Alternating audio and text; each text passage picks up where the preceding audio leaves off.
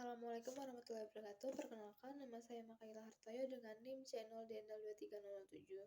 Dalam video kali ini, saya akan memaparkan materi mengenai investasi jangka panjang dalam akuntansi pajak.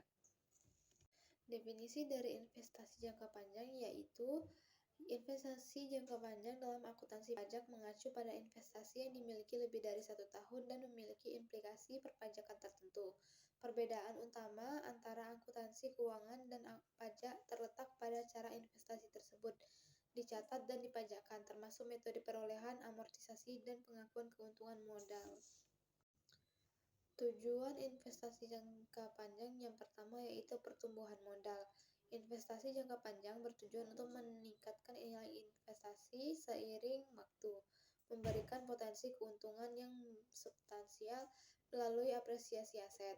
2. Yaitu membangun kekayaan, yang dimana investasi jangka panjang membantu membangun kekayaan yang berkelanjutan dan mempersiapkan keuangan untuk masa depan, seperti dana pensiun, dana pendidikan anak, atau pembelian rumah. Dan yang terakhir yaitu pengumpulan harta bernilai tinggi, yang dimana investasi jangka panjang seperti properti, emas, atau saham blue chip dapat mengumpulkan harta yang memiliki nilai yang cenderung meningkatkan seiring waktu. Selanjutnya yaitu pencapaian tujuan keuangan. Investasi jangka panjang dapat digunakan untuk mewujudkan tujuan keuangan pribadi seperti biaya ibadah umroh atau haji, biaya pernikahan, pembelian rumah, atau kebutuhan pensiun. Dan yang terakhir yaitu pendapatan tetap, yang dimana beberapa investasi jangka panjang seperti obligasi dapat memberikan pendapatan tetap dalam setiap periode tertentu. Bentuk investasi jangka panjang yaitu yang pertama ada saham. Saham adalah bukti kepemilikan sebagian dari sebuah perusahaan. Yang kedua yaitu obligasi, yang dimana obligasi adalah surat utang yang diterbitkan oleh pemerintah atau perusahaan.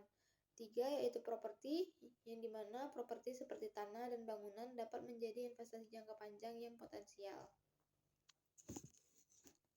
Investasi jangka panjang dalam saham. Maksud dari investasi ini untuk melakukan kontrol terhadap perusahaan, di mana investasi dilakukan atas dasar besarnya kontrol yang dapat dilakukan.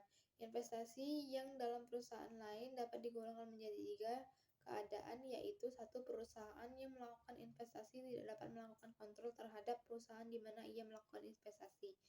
Yang kedua yaitu perusahaan induk hanya dapat melakukan sebagian kontrol saja terhadap perusahaan anak, tetapi mempunyai pengaruh yang signifikan.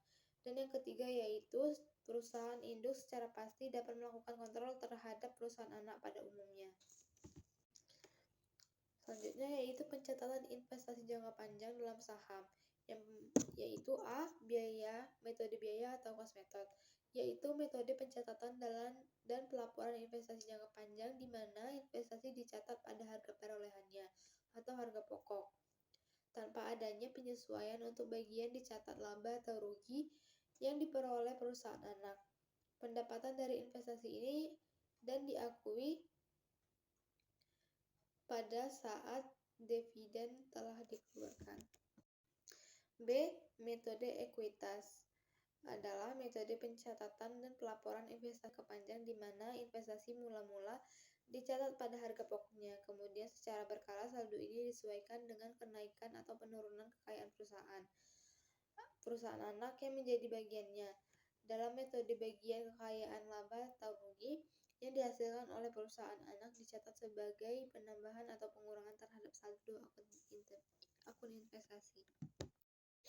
Baik, itulah pemaparan materi mengenai investasi jangka panjang dalam akuntansi pajak yang dapat saya sampaikan. Saya memohon maaf jika banyak kekurangan dalam video ini. Saya akhiri dengan wassalamualaikum warahmatullahi wabarakatuh.